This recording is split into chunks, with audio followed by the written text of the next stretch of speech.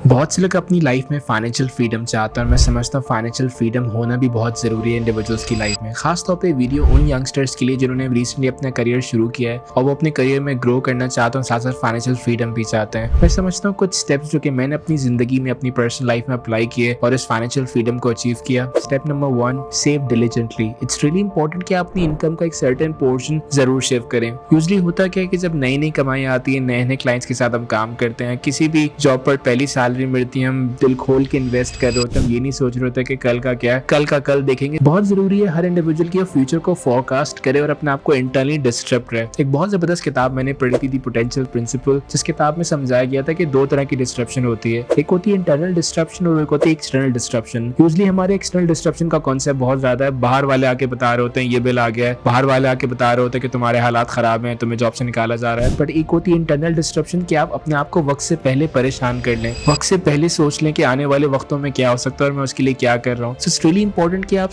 एक certain portion को save रखें ताकि आप उस अच्छे बुरे वक्त में और खास तौर पर अपने किसी बड़े गोल के लिए यूटिलाइज कर सकें। Point number 2, invest wisely. Financial freedom के लिए बहुत जरूरी है आप ये अंडरस्टैंड करें कि आपकी इनकम का सबसे बेस्ट इन्वेस्टमेंट क्या है। बहुत से लोगों को बात समझनी पड़ेगी कि जो सबसे बेटर इन्वेस्टमेंट है कि वो अपनी स्किल डेवलपमेंट पे इन्वेस्ट करें, अपनी पर्सनल डेवलपमेंट पे इन्वेस्ट करें। मैंने बहुत सारे लोगों को इंटरव्यू किया, बहुत सारे लोगों को एक्सपीरियंस किया, बहुत सारी किताबें पढ़ने के बाद मैं इस नतीजे में पहुंचा, हर बिलियनर, हर मिलियनर को आप उठा के देखें, किसी वॉरेन बफेट से लेके इलॉन मस्क से लेके रिचर्ड ब्रांसन, चाहे रॉबर्ट कियोसाकी, वो लोग हैं जिन्होंने एक बहुत बड़ा पोर्शन अपनी इनकम का अपने ऊपर इन्वेस्ट किया, अपनी डेवलपमेंट पे इन्वेस्ट किया, अपने कोचेस पे इन्वेस्ट किया, अपनी सर्टिफिकेशन पे इन्वेस्ट किया, अपने माइंडसेट को ग्रो किया। बिकॉज किसी भी बिजनेस में लॉस हो सकता है, आप कहीं भी इन्वेस्ट करें वो इनकम कहीं ना कहीं जा सकती है, पर माइंडसेट वो वाहिद जगह है जब यहाँ पर कोई चीज इन्वेस्ट करते हैं, जब ये इंटेलेक्ट ग्रो करता है तो कभी भी वापसी अपनी शेप में नहीं जा रहा होता। इट्स रियली इंपॉर्टेंट कि आप वाइजली इन्वेस्ट करें और आप अंडरस्टैंड करें कि इन्वेस्ट करने के लिए मुझे कहां से शुरू करना है। एंड पहला तरीका इन्वेस्ट करने का सबसे बेस्ट स्ट्रैटेजी, वाइजली इन्वेस्ट करने के लिए आप अपने आप से शुरू करें। My third advice, budget strictly. Unnecessary investments को अवॉइड करें। वो चीजें जो कि आपकी लाइफ में इंपॉर्टेंट है या नहीं, अंडरस्टैंड कीजिए। मेरे दो दोस्त इंटरनेशनली पीएचडी करने के लिए गए तो वहां पे बहुत उनको कम स्टाइपेंड मिलता था, तो मैंने उनसे पूछा भाई अपनी लाइफ किस तरह गुजार रहे हो। तो उन्होंने कहा जब हम किसी शॉप पर जाते हैं, खासतौर पर अपनी वाइफ के साथ किसी दुकान पर जाते हैं, मैं पूछता हूँ, हम आपस में डिस्कशन करते हैं हमारी नीड है या वांट, क्या हमें लेनी चाहिए भी नहीं लेनी चाहिए, क्या इसके लेने से हम गुजारा कर पाएंगे नहीं कर पाएंगे। बहुत से इंडिविजुअल्स अपनी लाइफ में स्ट्रिक्टली बजट को प्लान कर रहे होते हैं, वो देख रहे होते हैं वो अननेसेसरी इन्वेस्ट तो नहीं कर रहे। हमारे यहाँ देखा जाता है कि बहुत से डिसीजन मेकिंग दूसरों को देख के की जा रही है। बहुत से लोग कल्चर स्केप में रहते हैं, वो ये बात समझ नहीं पा रहे कि उनके फैसले वो नहीं कल्चर ले रहा है। क्या आईफोन की जरूरत है भी या नहीं। मैंने बहुत से इंडिविजुअल्स के पास आईफोन देखा, बहुत लेटेस्ट ट्रेंड है, बहुत लेटेस्ट मॉडल है, जबकि उनकी तनख्वाह 50,000 रुपए है। भाई 2 लाख रुपए वाला फोन क्यों रखा हुआ है? ना उसे कोई कंटेंट बना रहे हैं, ना कोई वीडियो क्रिएट कर रहे हैं, ना कोई खास, बस एक फ्लेक्स आईफोन होना बहुत जरूरी है। सो बात समझिए, वो इन्वेस्टमेंट जो कि आपके लिए इंपॉर्टेंट नहीं है उसको ना कीजिए, बिकॉज ये आपकी फाइनेंशियल फ्रीडम को आपसे छीन लेगी। Step number 4, try to increase your income. अगर आप अपनी इनकम को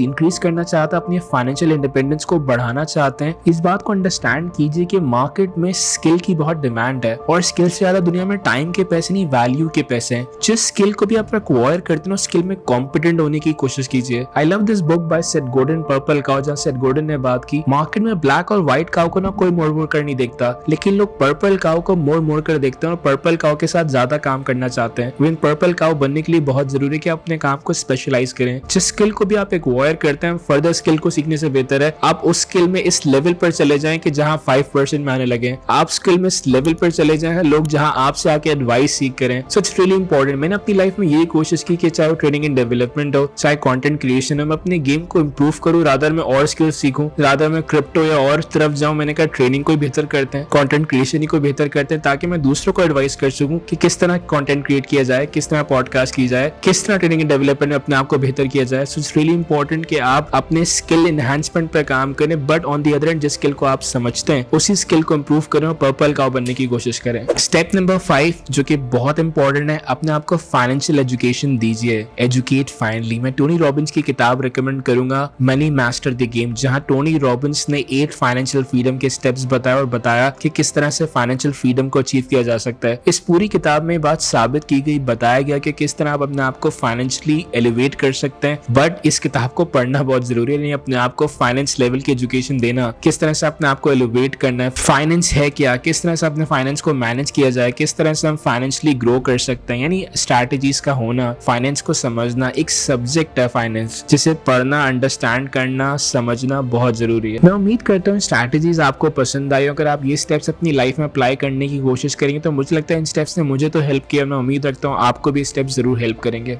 थैंक यू सो मच।